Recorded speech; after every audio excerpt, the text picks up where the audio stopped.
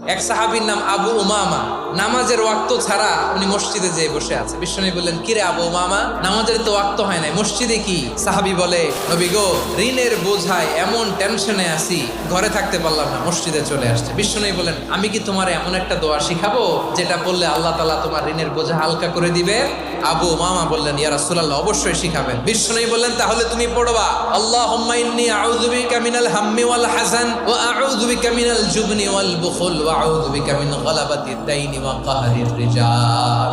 ও আল্লাহ, তোমার কাছ থেকে দুশ্চিন্তা থেকে পানা চাই, কৃপণতা, ভীরুতা, অলসতা, এই সব কিছু থেকে, মানুষের কঠোরতা, আমার উপর মানুষের আধিপত্য এবং ঋণের বোঝা থেকে পানা চাই। আবু মামা বলে, এই দোয়া আমি পড়তে লাগলাম আর পড়তে লাগলাম। কিছুদিন পরে দেখা গেল বিশ্বনবীর শেখানো এই দোয়ার বদৌলতে আল্লাহ তাআলা আমার সব ঋণ পরিশোধের ব্যবস্থা করে দিয়েছেন।